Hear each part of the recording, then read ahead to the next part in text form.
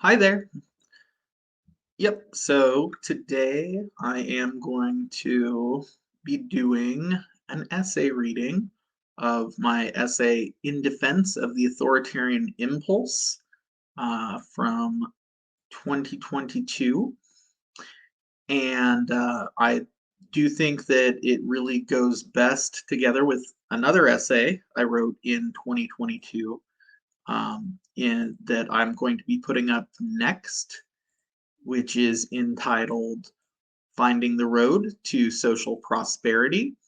I do recommend that if you enjoy this one enough to listen to it, you go ahead and listen to the other one as well.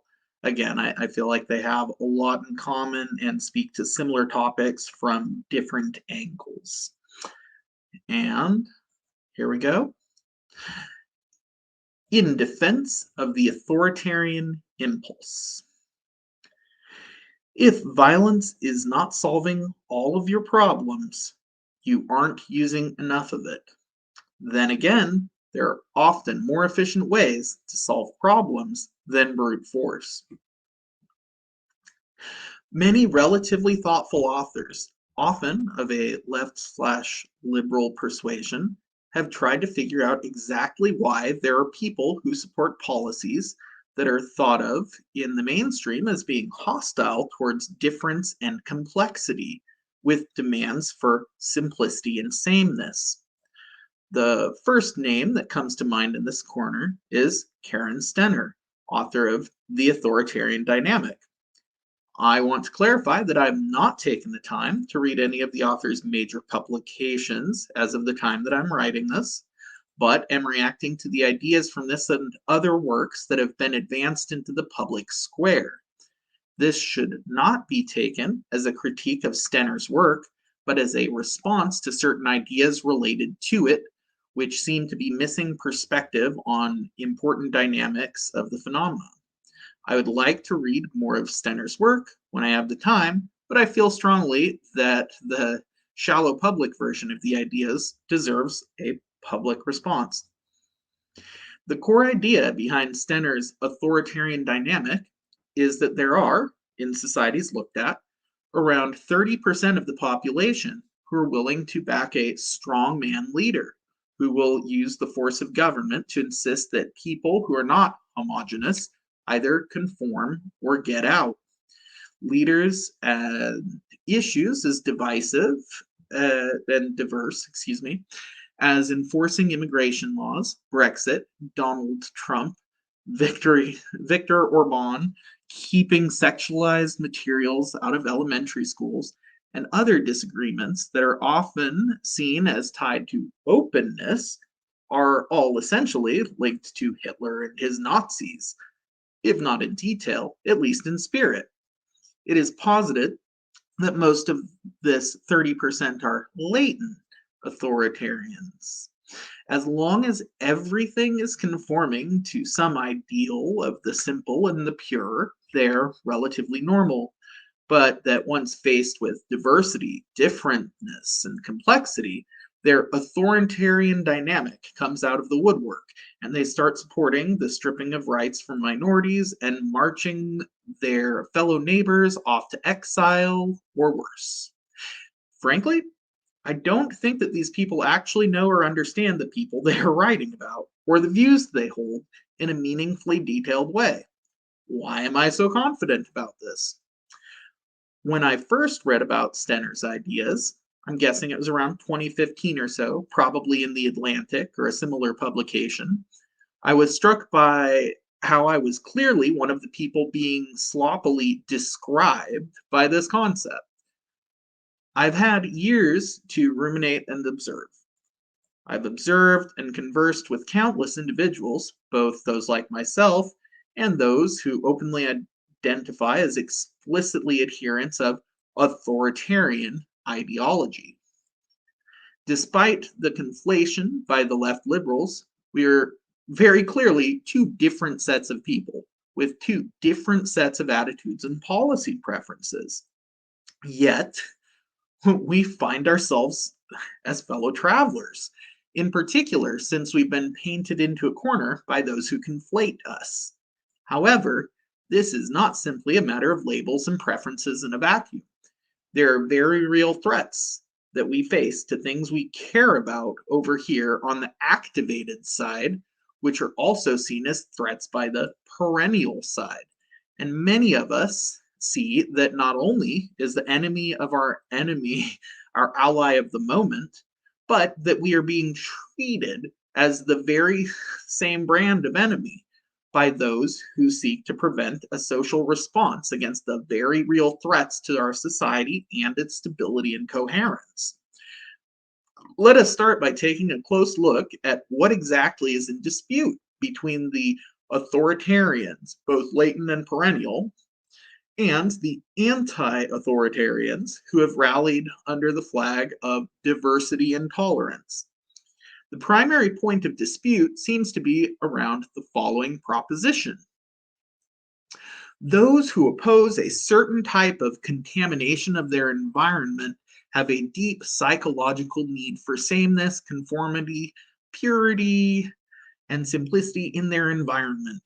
Those who oppose authoritarian responses to the perceived threat of difference, diversity, complexity are standing in solidarity with innocents who are being persecuted because of their innate differences that they did not choose for themselves. If any readers who see this, if I have any readers who see this stance as a credible one, I would honestly be a bit surprised. But I would like to make clear that I'm attempting dialogue here to let you know what I see and not simply engaging in some sort of partisan cheerleading.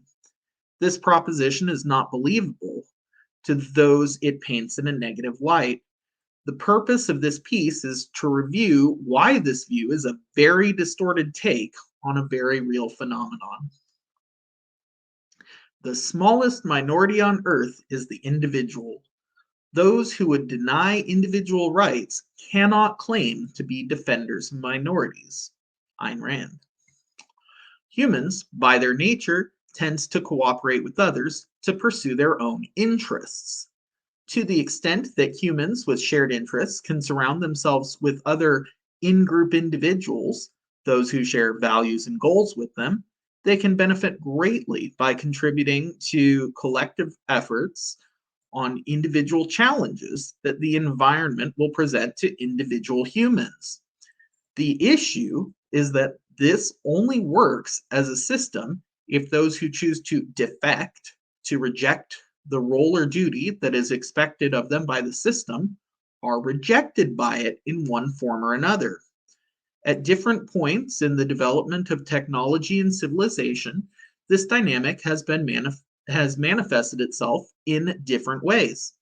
In smaller people groups, such as tribes or villages, those who could not fit in with the population would often be banished from the geographical location of the population and threatened with death if they returned. Some scholars have tried explaining this with narratives of scapegoating. However, all too often, when one looks at the details, one can see a significant form of damage to the integrity of the population that is being avoided by this exile, or even summary execution, depending on the extent to which the individual acts against the stability and interests of the group. In other words, this move to banish the human infection from their society was very often quite rational, even if the motives in the heat of the moment were more emotional and less carefully considered. Where systems of social value have been naturally selected for example, systems that led to the failure of the people under them were very likely to be conquered by others, fall apart, or change course to a different approach to pursuing the social good. Competence without comprehension is likely running rampant. Whether one sees conflict or one sees coordination and solidarity is often a question of where one is drawing the dividing lines between categories or groups being considered. One of the primary differences between the authoritarian and anti-authoritarian sides is a misunderstanding of the origins and the value of hierarchy. and why humans willingly take up spots anywhere in that hierarchy except for the top. Anti-authoritarian arguments are often essentially anti-hierarchy arguments, appealing to the fallacious idea that the stick approach of leadership is to be used against insiders, while the carrot approach is to be used with the other.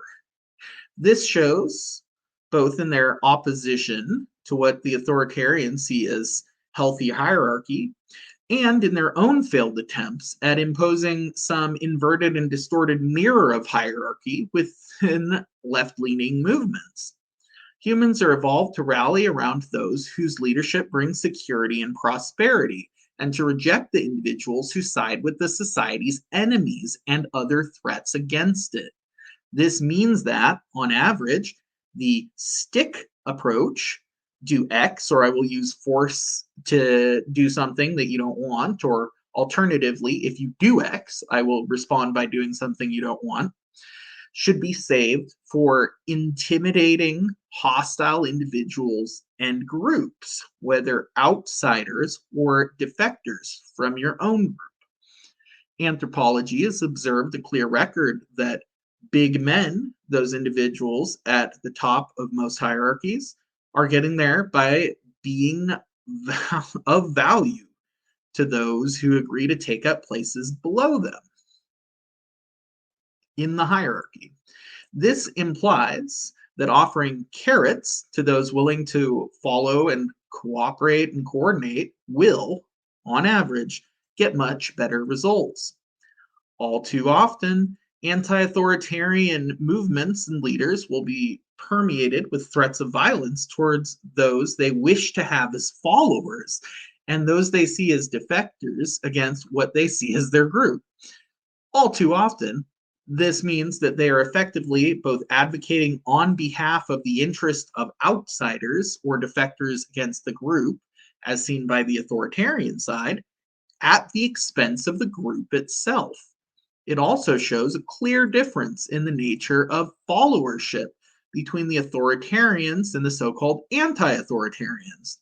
Rather than looking to incentivize participation in group goals and norms by offering clear benefits for doing so to the individuals whose cooperation is desired, anti-authoritarians depend on people living in fear of the danger of speaking out against whatever the currently announced movement goals and plans are, often asserted as the collective interests of the group, when in fact they are often special interests whose agenda imposes a harm on the majority of individuals in the group, purportedly to help some minority of those being considered, who may not even be accepted by many members of the group.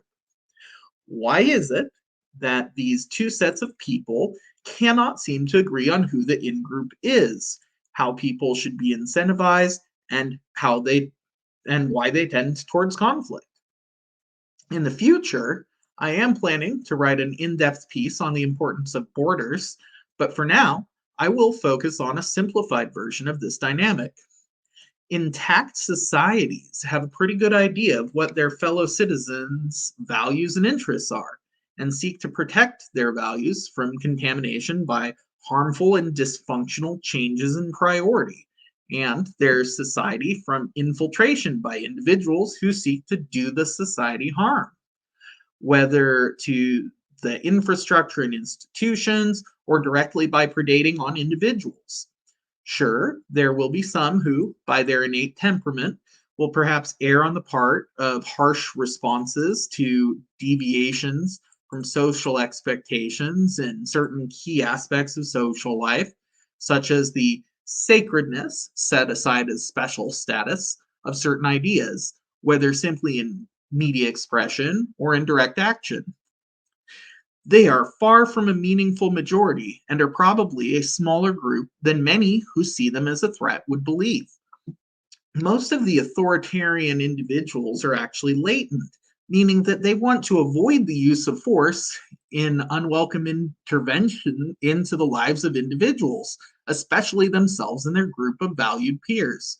These individuals seem to be activated when they are credibly alerted to the presence of a threat to the stability of their society, and will then support a very different type of response from the government to get things back to order, where they can once again proceed with minimal heavy handed involvement from above. This is a key point that so many of the left liberal types seem to be missing for whatever reason. Latent authoritarians are not actually in favor of anything remotely resembling a totalitarian government, forced conformity, expulsion of individuals for benign inborn differences, or anything of the sort. Latent authoritarians are just those who have an impulse to protect society from the kinds of dysfunction that not only exposes all of us to harm from individuals acting against our interests, with the anti authoritarians protecting those doing the damage and treating them as an in group, but also realize that such dysfunction will be used as an excuse by actual totalitarians who seek to use the excuse of certain individual bad actors to subject the entire society as a whole to extensive restrictions, including restrictions that will keep them from solving the problem and allowing a return to the previous light-handed status quo. To a large extent, much of this response is an innate gut feeling instinct that I have already pointed out seems to be clearly adaptive, but often in that sense of competence without comprehension. To the extent that the latent are activated into defending their society, as most of these individuals are operating from a defensive instinct, at least some innocents are likely to be othered, even when they are not directly predating on others or attacking the integrity of institutions, merely by sharing some characteristics with the bad actors or outsiders who cannot or will not operate by the values and guidelines of the society. On the other hand, there is actually an extensive tradition of being thoughtful about these sorts of threats and making strong arrangements against them, including the inoculation of the population against the type of ideas that leave a society vulnerable to them. One narrative that comes to mind is the ancient Greek story of the Trojan horse. In the guise of providing something of value, the enemies of the city of Troy came up with a plan to present a gift, a magnificent thing of value, in this case, a giant wooden horse set up on wheels so that it could be transported. Within this gift, they hid a small but strong army of individuals who could work from within to open the city gates and allow in the rest of the army threat. In modern times, it is not at all uncommon for newcomers to be framed by many of those left of center as something of value, without regard to the actual value of the individuals on the basis of their diversity, differentness, newness to the context. It is quite true that new ideas can reinvigorate a stagnant pool of social ideas. No one is disputing this. There are some serious trade offs involved in bringing in individuals with valuable talents that can contribute to the society that they are brought into. But at the very least, the value is measurable, even if there are some downstream consequences. In a dysfunction that mirrors many other progressive dysfunctions, immigration activists will tend to appeal to some notional average value of immigrants without actually vetting the would be immigrants to make sure that they are even offering such value. On the basis that there is some benefit to allowing certain immigrants to join a community, immigration activists will essentially try to argue that the more immigrants we let in, the more total value we will be importing. This is amazingly fallacious thinking. Even if a certain number of new entrants to the labor force with skills in demand would be beneficial to the economy as a whole, it still often takes the form of benefiting one group within society at the expense of another. One person's lower labor costs is another person's lower wage. Unless one has the intention of collecting a large amount of data about who is being hurt by immigration and somehow compensating them for the loss at the expense of those benefiting, the more immigration that is allowed, the more extractive the policy is. In small amounts, that essentially amounts to a slowing in the increase of wages for workers, which are competing with immigrants for job. The redistributive effect may go mostly unnoticed and may even be so small that even those workers competing with the immigrants may still appreciate the various benefits that those immigrants bring. On a personal level, I've found individual value in many immigrants and enjoyment from having them in my community. However, as you increase the number of immigrants, even if properly vetted to be a net benefit to society, the negative effects on domestic employment and, with enough immigration, on housing costs start to become a true burden on those who compete with them for employment and housing. The harsh squeeze of rising housing prices plus falling wages from employment is a perfect storm to stir up populist rage. Do we even have to ask why? Apparently, we do. Why do people in most societies not appreciate rising costs of housing in combination with lessened ability to earn the money to pay for the housing and the other things in their life, such as investing in the future of their children? Simply put, it is the dream of most parents in modern societies to give their children better lives than they had themselves as children.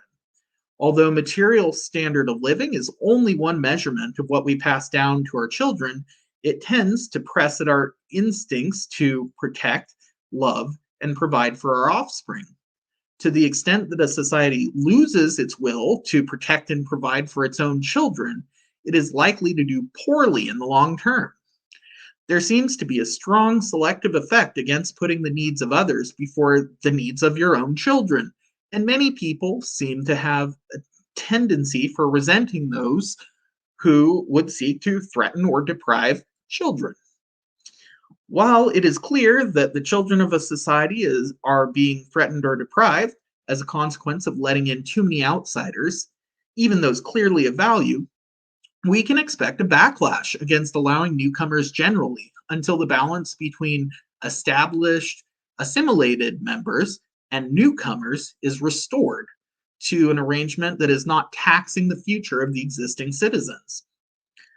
Often, there are those that simply try to make two simple categories of immigration: legal and illegal, as though the rubber stamp of the legislature is the only factor that we should be considering when it comes to the trade offs of immigration. Considering that there are large movements of individuals who believe that assisting foreigners in violating immigration laws is a virtuous calling because they see borders and national sovereignty as moral wrongs, the focus on the harms of illegal immigration is quite understandable. However, legal simply means in accordance or compliance with the law in this context. If the law is not written in the interest of the citizenry in the aggregate, but instead to meet the needs of certain politically interested classes who have invested in buying politicians, the result of legal immigration will not be without the harms caused by the competition for jobs and housing, even if they are model citizens and are genuinely excited to join the existing community, society, receive citizenship, and become true patriots of their new home. One of the main challenges of illegal immigration, aside from the lawlessness and the magnet for the lawless individuals that sanctuary jurisdictions become, is the lessened tendency to integrate and assimilate into the host culture. Immigration advocates of various sorts have a variety of responses to this observation. Some activists will essentially try to lay the blame of lowered cultural assimilation rates of illegal immigrants on the hostility that they receive from the legal system. And those who respect the concept of laws regulating presence in the society for insisting that such laws be enforced, even if it results in illegal immigrants being unable to live where they wish to live. Such activists put the moral burden on society to adapt to its newcomers and not on newcomers to obey the society's laws. Other activists have started to argue that immigrants should not be forced to culturally assimilate, whether legal or illegal, and that asking them to do so is a form of bigotry, a moral wrong. They do not seem to see how those with authoritarian impulses, whether perennial or latent, are going to see their advocacy for lawlessness, dysregulation, and structural threats to the existing society. Other activists seem to understand all too well that they are presenting this threat, but are doing so intentionally and see the tearing down of traditional cultures and the fragmenting of traditional societies as a moral good of some sort to be forced upon all of those who would defend the old immoral order of things. Whether the activists are clueless or malevolent, the push seems to be the same. Diversity is our strength. If it is time tested and works reliably, we hate it. No human is illegal. Those who would give up essential liberty to purchase a little temporary safety deserve neither liberty nor safety. Benjamin Franklin. One of the nastiest verbal sleights of hand that activists will often use is equating reliable enforcement of laws forbidding the predation on others with the oppression or persecution of those who are convicted of violating these laws. Frankly, it isn't that clever. And there is a large section of the citizenry who will not be fooled for a second by this framing. As long as the laws are actually just and specifically prosecute those who are committing violations of the individual rights of others, law enforcement is a class of activity that is about upholding the rights of individuals and punishing those who violate the rights of others. It is a system based on reciprocity. As long as you are not out violating the rights of others, the system will enforce your own rights against those who would violate them. If you violate the rights of others and are convicted of doing so beyond a reasonable doubt in a court of law, you will be stripped of many of your own rights and restrained to a location and situation where you cannot further violate the, laws and rights of your fellow citizens. I'm an open-minded person. However, I have not seen a more viable class of systems for protecting the rights of individuals than a system of consequences for those who violate the rights of others.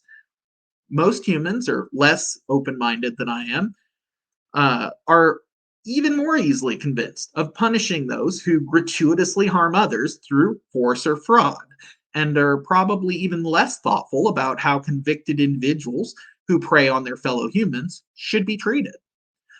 The more innocent the target of the criminal harm, the more the human instinct for punishment is likely to spring up among those who hear about the crime.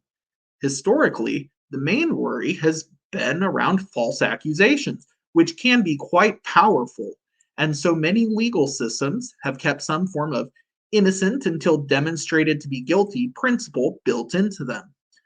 When law is kept at this level of involvement, regulating against predators and leaving non-predatory people with little to fear from law enforcement, public support for the law and its enforcement will be quite robust. For those who are against the current structure of society and wish to subvert it, fragment it, break it into something else, or hand over the keys to another authority, such as a global system of governance, the obvious first step will be an attempt to discredit the law and its enforcers in the eyes of the general population. Bad laws, roughly defined as laws that a huge chunk of the population will see as illegitimate and will be unwilling to follow, or that they will only follow through threat of excessive punishment for violation, are a lawless activist's friends. If the population at large can clearly see the harm that is being forbidden, they will be willing to assist in reporting the crime, presenting any evidence that they have access to testifying in court, and giving the right kind of respect and support to law enforcement officers that makes little kids want to grow up and choose law enforcement as a career path. If the law is one that people see as not legitimate, perhaps because they see it as violating their rights as individuals, we should expect the opposite to happen. A good example would be efforts at prohibition of intoxicating substances, especially ones traditionally consumed by the community.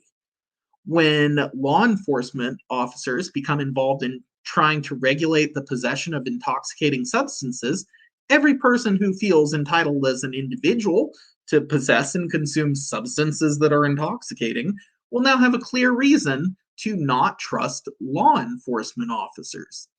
Even those people who do not personally wish to consume the banned intoxicants will be inclined against informing on those who do.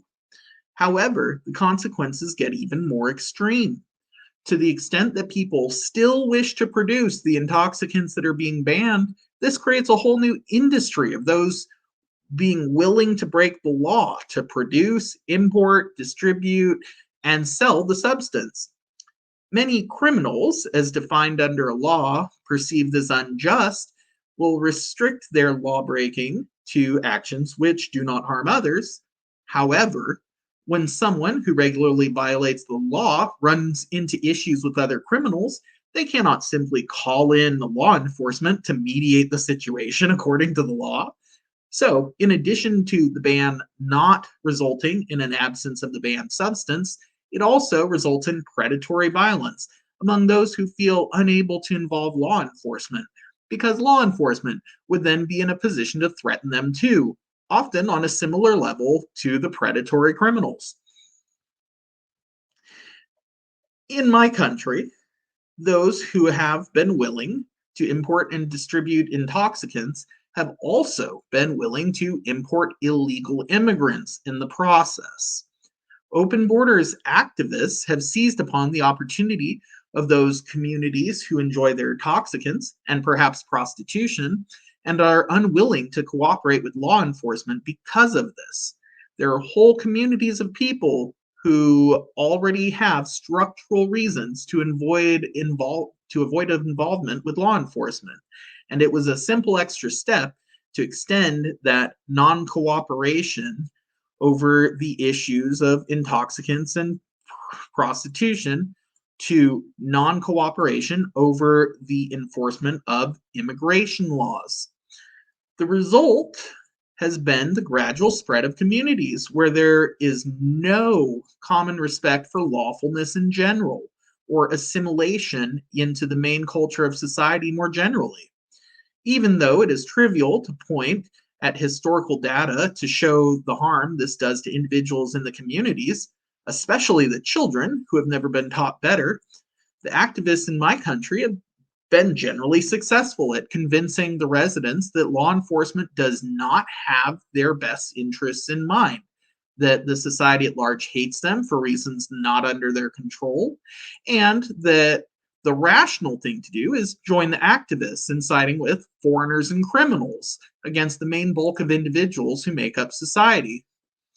Globalists of various sorts, who see sovereign governments as contrary to their own interests and plans, have begun to explicitly fund movements that push for allowing predatory criminals to run free on the basis of disparate impact. Certain groups have a higher tendency to violate the rights of others, and to financially back candidates for district attorney and prosecutor positions who will then intentionally fail to enforce the law against dangerous criminals and blatant fraudsters, such as illegal immigrants, leaving their communities to suffer their prolonged presence in the community where they go on to victimize others.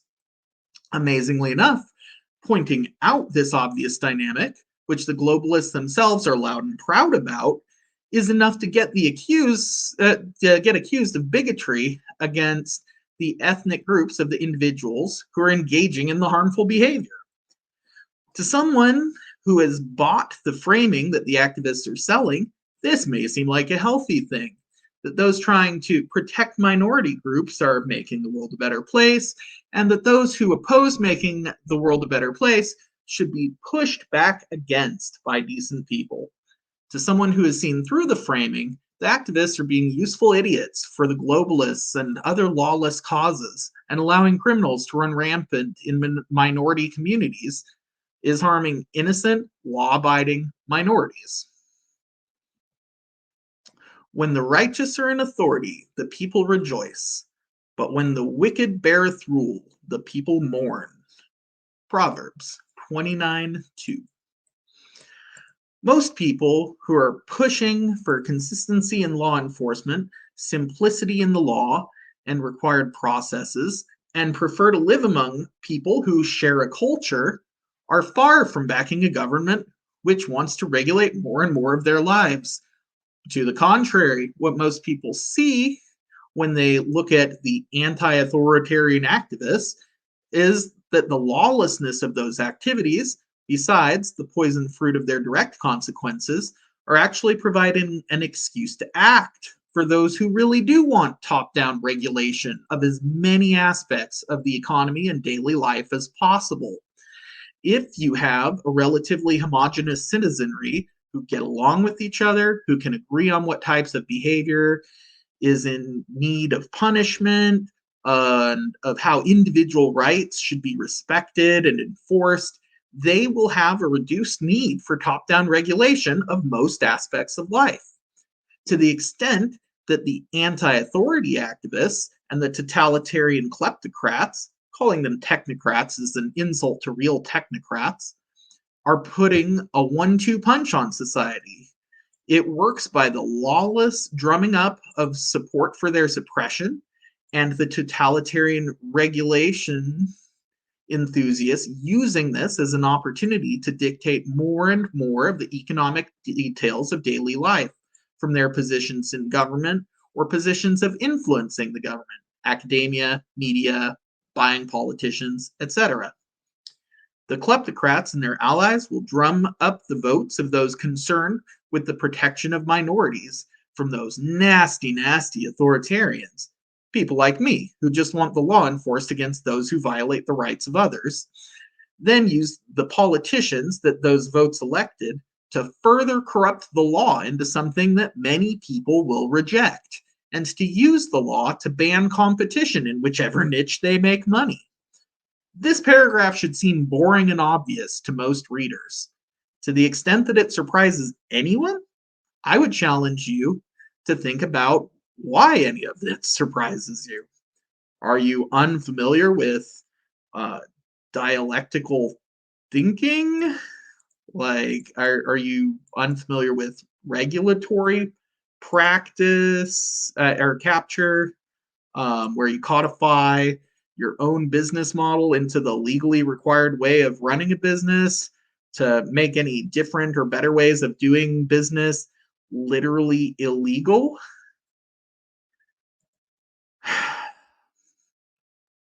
Have you noticed that the politicians pandering explicitly to minorities also seem, for whatever reason, to vote against for globalist policies, even when they are blatantly harming the minorities that they claim to be representing?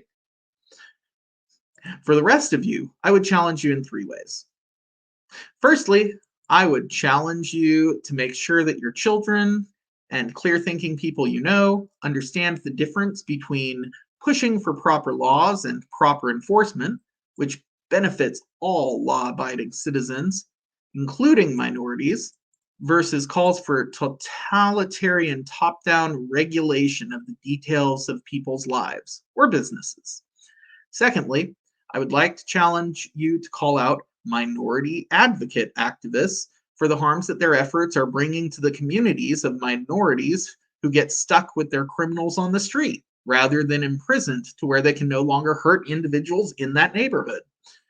Thirdly, I would challenge you to think about which laws are necessary and should be enforced as consistently as humanly possible versus those that are a waste of the public goodwill towards law enforcement.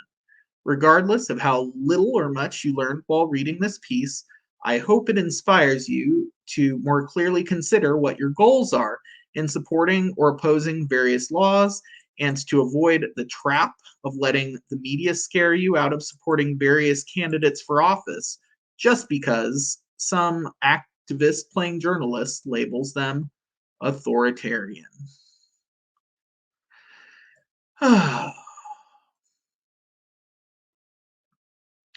Yep. And that is the essay. Thanks for sticking with it. Again, I do highly encourage you to go ahead and check out the essay that I wrote after it, Finding the Road to Social Prosperity, that takes a hard look at some of the same issues from a very, it's a related but different lens. Again, hope to see you there. Thanks for sticking with it. Take care.